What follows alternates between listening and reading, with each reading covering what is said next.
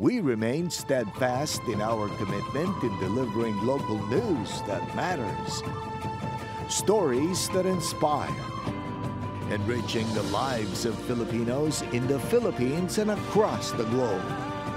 This is your GMA Regional TV. Buong puso para sa Pilipino.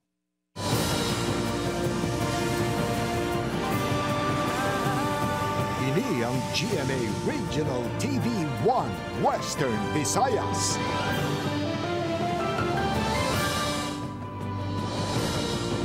Kapuso, may hapon, iniwan Western Visayas. Sadsaran sa kamaturan kag wala sang ginadampigan. Ako sa Iran Prietos Live, ikan diri sa GMA Bacol Station.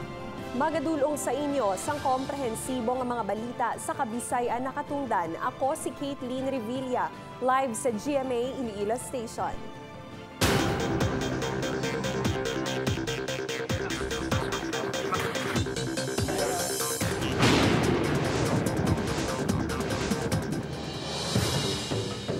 Masobra 80 ka mga barangay sa syudad sa Iloilo ginbaha matapos ang wala untat nga pagulan. Pila ka mga residente gin-rescue matapos nga matrap sa ila mga puloy-an. Ini ang gitutukan ni John Sala. Halin pa kagabi ang pagbubo sang mamunog nga ulan sa halos bugos nga Western Visayas. Dala ini isang habagat nga gipabaskog pa ni Bagyo Guring.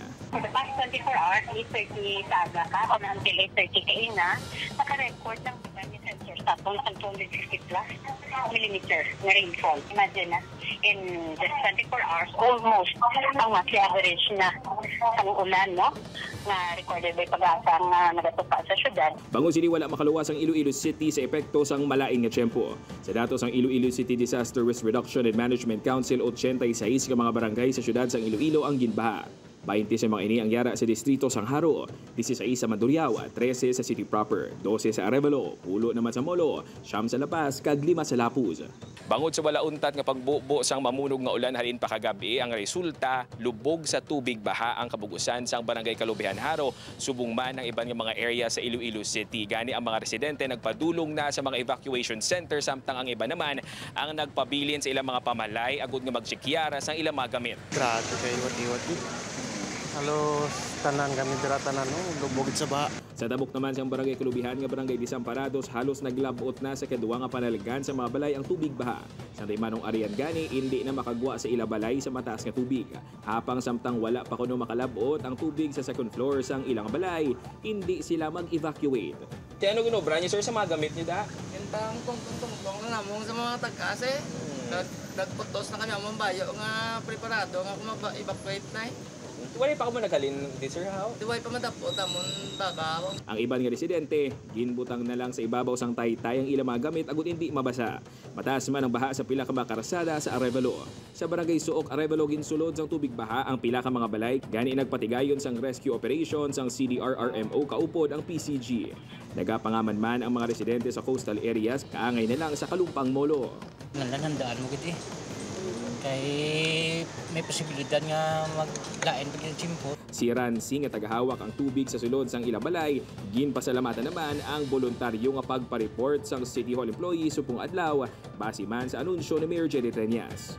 Pakita taman sa sitwasyon dati supong nga daw alang-alang kit nga makasulod ang mga empleyado nga naapektuhan sang baha. Nawagan sang CDRRMO sa mga residente nga mag-aligmat kag hindi na magulat pa nga magtaas ang tubig antes nga mag-evacuate.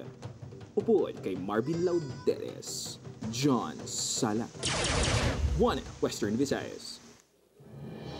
Swerte, no? Mga nag-evacuate naman sa Bacol City, bangod sa madalom nga baha naglabot na sa masobra 7,000. Pati evacuation centers bawgin sulog man sang tubig baha. Yaring balita nga itong gintutukan.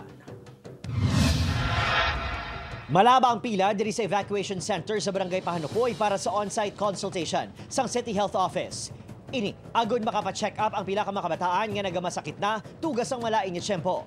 Ang 4 ka mga anak sang driver nga si Bong, lakip sa mga nagamalasakit nga evacuees. Lain ang kumatiyag, itong uting baha bla.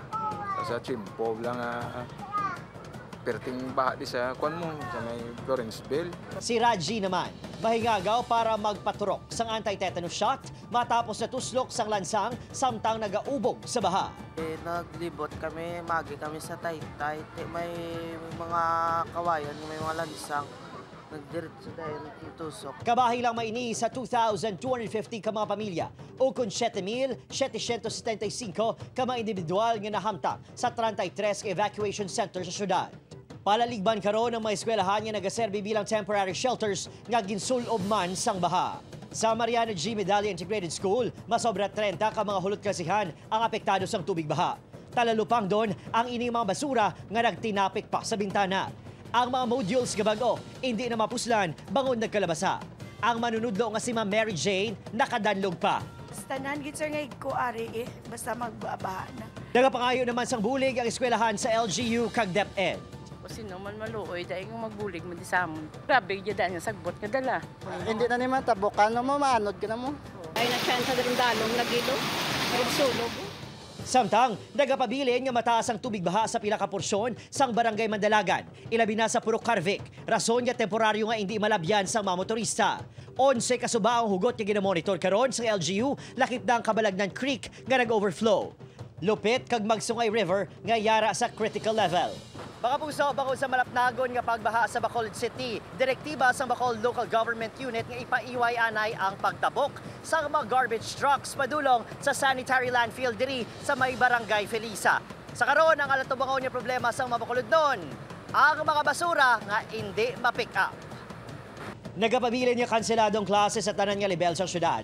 May posibilidad nga palawigon ang suspensyon pananglitan hindi pa magbalik sa normal ang panahon. Upod, Kirinal Casillo, Adrian Pretos, 1 Western Visayas. 14,000 ka mga pamilya sa Western Visayas apektado sang pagbaha. Lebeles ang tubig sa mga suba ginomonitor. Inyang gitutukan ni Zen Kilantang live sa flood control project sa distrito sang Haro, Iloilo City.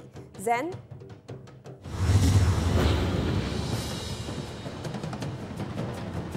Kate, madamo ang mga naapektuhan sang pagbaha sa kaprobinsyahanan sang Western Visayas bangod sang wala untat nga pagbubo sang ulan na humaling kagabi. Padayon ang pag-ulan sa madamo nga lugar sa rehiyon. Diri sa Barangay Lapayon, Laganes, kagabi pa lang ginpang-evacuate na ang mga residente matapos ginsulod sang tubig baha ang ilang mga balay. Malapit pulo ka mga pamilya ang apektado kag temporaryo nga nagatiner sa Barangay Hall. Jesus, grabe, hindi mo maintindihan kung maano, kakay grabe doon ang flow sang tubig. Grabe. Hasta diri o? Taga diri ko sa kagabi ang tubig dito sa amon. Kay pagkapagwa na mo taga diri ko na siya gawa iyawa lang ko bitbit siya Mataas man ang tubig baha sa Laganes Elementary School, madalo man ang baha sa Barangay Gihaman.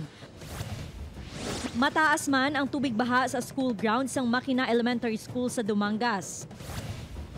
May mga balay man sa Barangay Inagdangan, Zaraga nga ginsulod sang tubig baha. Ginapaaligmat ang mga pumuluyo sa posible pagtaas pa sang tubig. Padayon man nga ginamonitor ang mga suba sa kabanwahanan pati na ang level sang tubig sa flood control project. Sa latest monitoring sang Pavia DRRMO Operation Center, amat-amat na nga nagasubside ang tubig sa suba sa Aganan, Pagsangaan kag Tigom. Sa monitoring sang Iloilo PDRRMO, apektado sang pagbaha ang Banwa sang Gimbal, Oton, Leganes, Leon, Badyangan, Lambunaw, Mina, Pototan, Dingle kag Pasig City. Samtang sa datos sang Regional Disaster Risk Reduction and Management Council 6, yara sa 48,000 ka mga individual o kun 14,000 ka mga pamilya ang apektado sang malaing nga tiyempo. Labi nga naapektuhan sang pagbaha ang probinsya sang Antique, Iloilo kag Negros Occidental. Padayon pang nagasaka ang aton nga numero tungod sang sigisigi pang pag-ulan sa gihapon, especially sa side sang probinsya sang Antique kag probinsya sang Iloilo amo man sa may probinsya sang Negros Occidental. May mga na-record naman nga landslide sa San Joaquin, Iloilo, Hamtik kag Bugasong sa Antique, Don Salvador Benedicto kag Bago City sa Negros Occidental.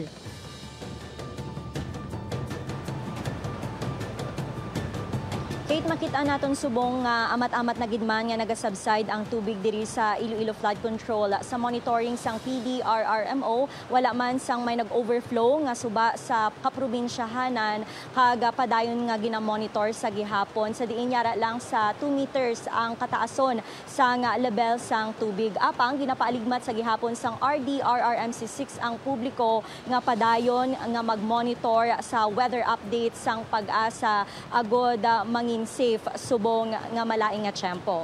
Kate? Madamo nga salamat, Zen Kilantang. Baha pagid mga kapuso, masobra naman 20 ka mga barangay sa Oton, probinsya ng Iloilo apektado sang pagbaha. Masobra 500 ka mga magpamilya gin-evacuate. Oton, LGU nagpasalig nga magbulig sa mga naapektuhan nga mga residente. Yaring balita ginutukan ni Josel Huesca. Ginpukaw sa ila mahamuo nga katulugon ng pamilya maapat diri sa poblasyon West Oton sa inalig ginsulod sang bahang ila balay. Langoy sa baha, ti amo na hindi ka man kaulag, di ka man ka makalto sa tinda kay baha man. Magluto kami, basa kami. Tanan-tan basa gid, wala gid bala. Apisar sa ila sitwasyon, wala plano sa Daisy ka Gross nga magpadulong sa evacuation center. Lain ang sitwasyon sa mag-asawa Villar diri sa Barangay Buray. Tungod hindi makalakat ang na-stroke nga asawa, nag-ayo si Manong Danilo nga i-rescue inisang Ozark. Mulay kita mo nga hindi na ko kudaog sa yagawa. Hindi man sa katindog, hindi sa kalakat. Kabahin ang mag-asawa sa masobra 80 ka mga pamilya ginsaylo diri sa Barangay Hall. Suno sa Oton LGU hindi magnubo sa 20 ka barangay sang apektado kag masobra 2,000 nga individual ang yara sa mga evacuation center. Prioridad sang LGU nga matagan sang food packs ang mga gin-evacuate. Ginalibot ko ning 30 city ka barangay kag naghatag kita food pack para at least may panon man sila may kaunon man sila. Tungod kansilado ang klase mga evacuee ang kadamaan nga nagpadulong diri sa San Antonio San Nicolas Elementary School. Pero talalupang doon nga pati atubang sang bulutuan ginbaha. Apektado pati ang mga motorista nga nagalabay sa mayor nga dalanon sang Oton. Luwas ang pagpugok sang trapiko, may pila nga naabirya. Kaangay ng Day Bernard ka Godfrey nga nagamaniho sang motorsiklo. Sa ko spark plug na? Ha? Sa spark plug na. So ginpilit mo na lang maano sa ano sa pa? Tama puli lang. Grabe traffic abi mo. Pero kung rekta lang hindi mo na yung time ano. Tapos ang motor mo ano na lang? Patyan yun. Wala man makaluwas pati merkado sang Banwa. Pagpati sang MDRRMO, mayor nga rason sang baha ang mamunog nga ulan nga ginsumalang pa sang high tide. Nagbara ang pagwa sa aton nga tubig. May baluan naton sa Oton. Ang baha naton diri may high tide kag low tide man. Wala man ang inupang ang baha para madayon ang kasal sang 17 ka pare sa simbahan sang Oton. Kangay sa mag-asawa Valley nga bisan baha halin sa poblasyon South, gindayon gid ang ila kasal.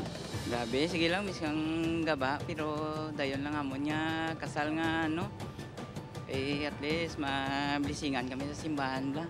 Upod kay Cirilo Rindoque, Josel Huesca, 1 Western Visayas. Naglabot sa 3,848 ka mga pampubliko kag pribado nga mga eskwelahan sa Western Visayas ang nagdeklara sang suspensyon sang klase subong adlaw base sa datos sang Department of Education 6.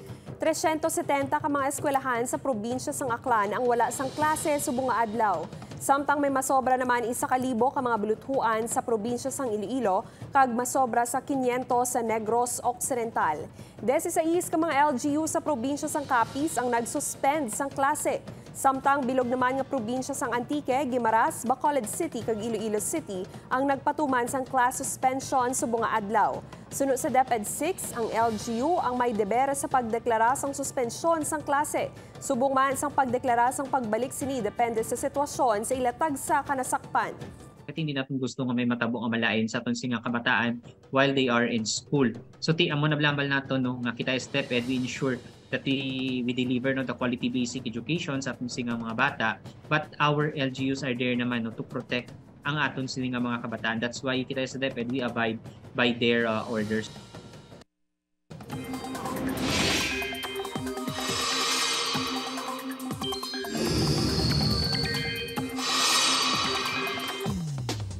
Mga puso padayon nga ginamonitor kung ginabantayan sa pag-asang duha kabagyo sa sulod kagwa sang Park and Philippine Area of Responsibility.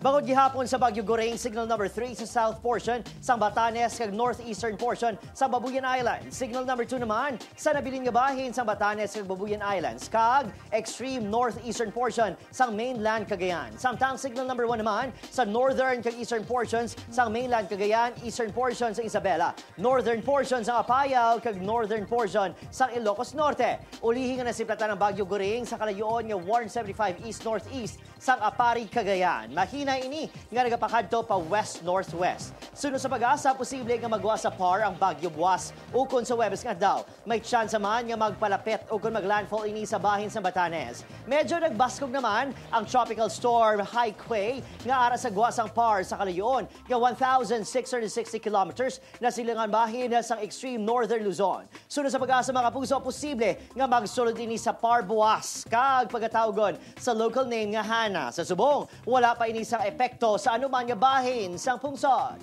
Paray naman nga ginapabasog sa Bagyo Goraing ang hangin habagat nga magapaulan gihapon sa dako nga bahin sa Pilipinas. Base naman sa datos sa Metro Weather, may pag-ulan sa Panay Island kag Negros Provinces. May mabasog ba nga ulan sa Antique kag pila ka bahin sa Negros Occidental. Gani pa dayon nga mangin alerto mga kapuso sa pagbaha ukon pati man sa pag-usmod sang duta.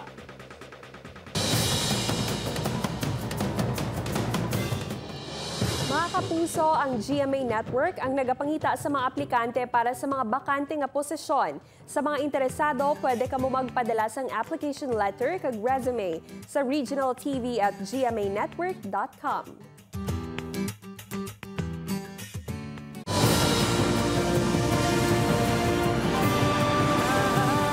Ini ang GMA Regional TV 1 Western Visayas. Mga puso, masobra naman 10,000 ka mga magpamilya apektado sa malapnagon nga pag-ulan kag pagbaha sa probinsya sang Negros Occidental. Samtang ospital sa Bago City ginbaha man. Yaring balita gintutukan ni Eileen Pedreso live hikan sa syudad sang Talisay. Lin, anong latest?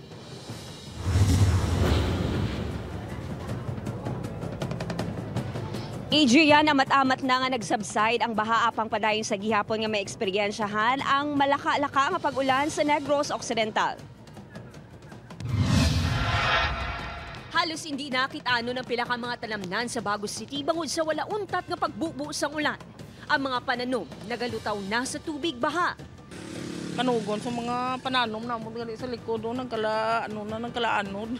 Nag-awas man ang baha sa mga karsada nga nangin perwisyo sa mga motorista kag mga residente. Budlay gid sibong dapat may dump truck lang makasulod sa pa-crossing nga Matis, pabusay.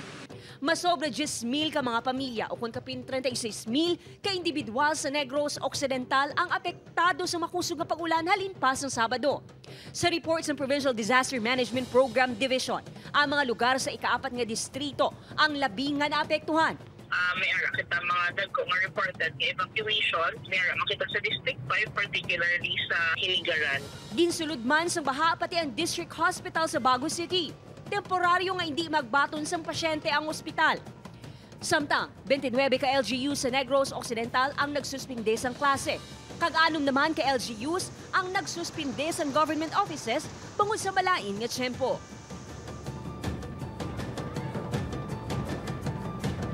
Adrian, nagpasalig naman ang provincial government sang bulig, kaangay na lang sang food packs kag hygiene kits sa mga residente nga kutob sa karon yara sa gihapon sa mga evacuation center. Adrian? Dasig-dasiga lang naton na live gikan sa Barangay Zone 15, Talisay City. Maraming salamat, Eileen Pedreso.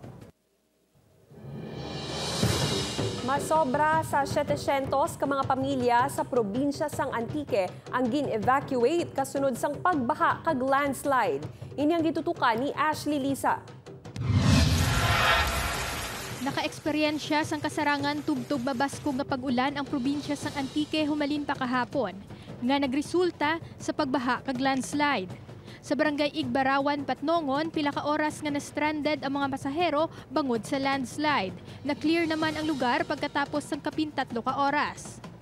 Nakitaan sang paglitik ang karsada sakop sang barangay Igbugakay, Hamtik. Hindi ini maagyan sa mga salakyan. Naglitik man ang karsada sa barangay Bungbongan 3. Nag-usmod kag naglitikman ang karsada sa barangay Mabini, Sibalom nga nagakonekta sa 14 ka mga barangay sa Banwa. Ginalimitahan na sa mga motorsiklo ang makalabay sa lugar. Passable ang ginhimo nga access road sa naguba nga Paliwan Bridge, apang limitado lang sa light vehicles ang makalabay, agud hindi ini mag-usmod. Isa ka truck nga may karga nga heavy equipment ang nakabunggo sa poste sang kuryente sa barangay Asluman, Hamtik sa tunga sang pagbubo sang ulan. Padayon ang clearing operation sa lugar.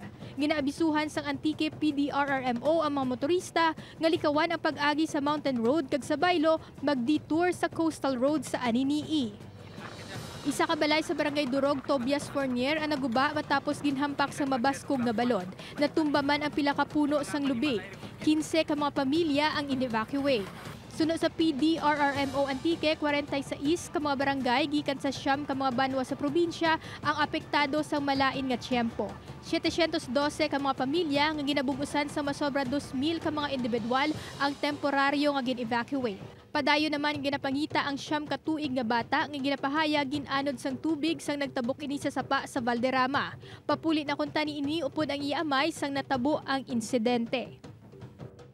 May mga baha rin kita, may mga landslide. Likawan lang natin anay ang mga pagkastudya sa mga lugar. Sa kung pwede, no, diyan lang anay kita mamuyog sa ating mga respective na mga residences. Balita halin sa probinsya sang Antique, Ashley Liza, One Western Visayas. Department of Public Works and Highways wala sang nakita nga pag-usmod sa Ungka flyover sa ginpatigayon ng mga dynamic load test. Flyover plano nga paagyan sang heavy vehicles subong nga semana. Ini ang gitutukan ni Zen Kilantang. Halin sang tinalikdan nga semana, padayon nga nagapatigayon sang dynamic load test kada gabi sa Ungka flyover ang DPWH-6. 8 ka mga truck sang kontraktor nga International Builders Corporation nga may karga nga 20 ka tonelada ang ginpalabay sa flyover agud mahibaluan kung nangin epektibo ang ginpatigayon nga jet grouting o kung ang pagbuhos sa pundasyon sa mga poste sang flyover. Sa monitoring sang DPWH, wala sang may nakitaan nga vertical displacement o kung pag-usmod sa una nga 5 ka gabi sang load testing. Sa subong, ginatanaw naton nga pag may makumpleto kami nga number of vehicles nga padlagana na namon test from the start up to the end of the Ungka flyover simultaneously on both lanes. Dugang pasang DPWH sa tion nga matapos na ang series of load test dayonon subong nga semana ang simulation exercise sa diin paagyan sang heavy vehicles ang magtimbang nga lane sang Taytay. Maybe it will be conducted this week and then after that amo na maka-conclude kami kung may movement masya o wala. Ginpahayag na oropel nga ipagwa sang ahensya ang resulta o kun report pagkatapos sang patigayunon nga mga test. Upod ka mga Porkia, Zen Kilantang, One Western Visayas.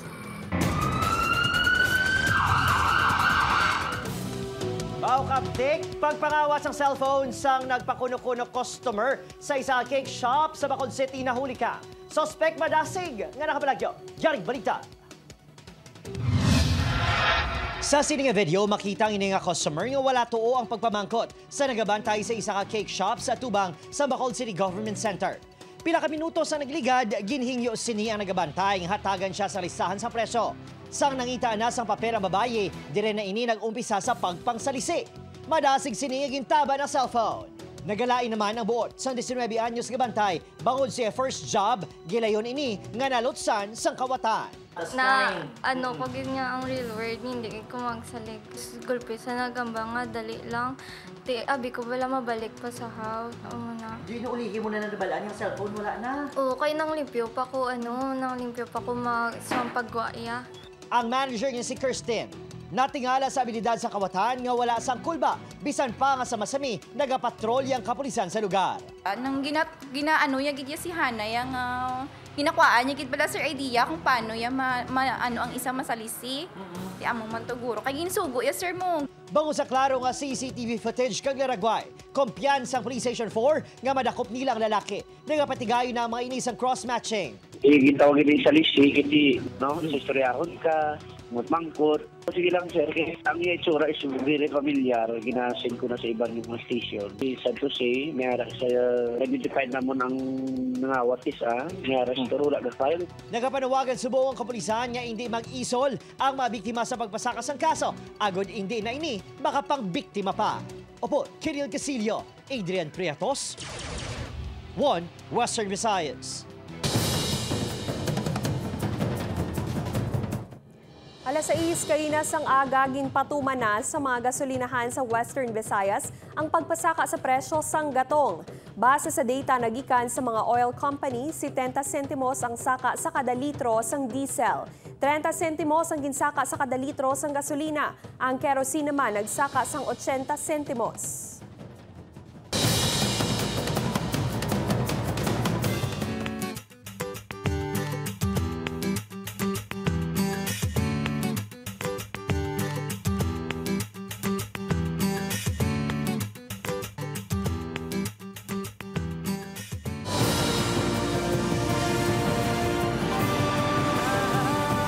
Ini ang GMA Regional TV 1 Western Visayas. Mga enhinyero gikan sa nagkalain-lain nga pungsod nagtipon sa ika-5 nga Philippine Engineering Summit sa syudad sang Iloilo. Ini ang gitutukan ni Zen Kilantang. Masobra sa 500 ka engineering professional, experts kag mga estudyante gikan sa nagkalain-lain nga lugar sa Pilipinas ang nagtipon sa 5th Philippine Engineering Summit nga ginpangunahan sang Philippine Technological Council. Iniagod mag-connect, mag-collaborate kag ipakigbahin ang ila expertise. Suna sa presidente sang PTC, pinaagi sini mapasanyog pa ang ila ihibalo kag mahanas ang ila abilidad sa engineering. Actually to update our members on the current issues of engineering practice. Tinutuyo man sang Philippine Technological Council nga mangin mapuslanon sa sosyedad, ilabi na sa mga ginatukod nga mga infrastruktura. Una is to be able for us to be able to level up our qualifications and competencies, and the second one is to promote, of course, these competencies of Filipinos, that wherever we are, we will be recognized as we are, engineers, technologists, and technicians. Duha ka adlaw ang nasambit nga summit nga ginpatigayon sa Iloilo Convention Center. Upoy Kiromal Parkia, Zen Kilantang, 1 Western Visayas.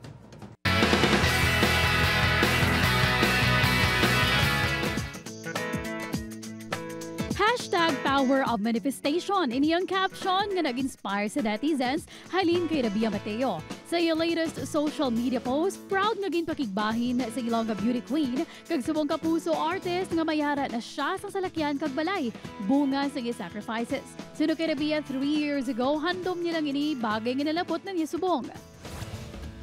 Ano nga hadang feeling nga matampa sang one and only Jean Garcia? Sa IG post ni Juancho Trevino, proud nga gin-share siniyang isa ka behind-the-scenes clip sa set sang serye nga maging sino ka man. Makita nga excited si Juancho nga matampa sang aktres pagabidahan ng serye ni Barbie Forteza kag David Lacauco. Real heroes don't need capes or robots, sino kay Direk Mark Reyes.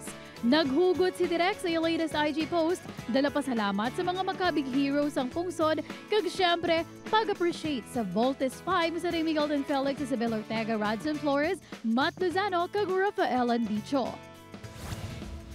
Samtang yari naman ang mga eksenang hindi mo dapat mamiss sa Voltes 5 Legacy.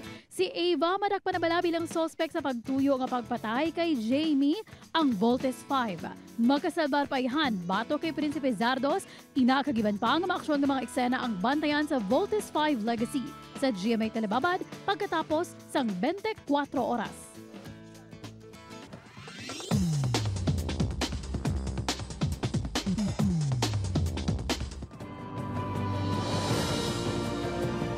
O halong sa baha, mahimo ninyong manatawin ng episode sa GMA Regional TV official website www.gmaregionaltv.com.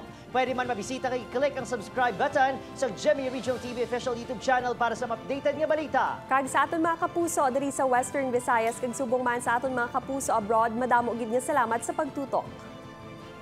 Mga puso, mag-isa kita kakibaloon ang mga balita tungod Local News Matters. Ako si Eden Priatos, naghahatag importansya sa mga balita lokal. Sa ngalan sa Bugos nga Puwersa sang One Western Visayas News Team, ako si Caitlin Revilla, Bugos nga Puwersa para sa mas dako nga misyon kag mas masangkad nga pagserbisyo sa pungsod.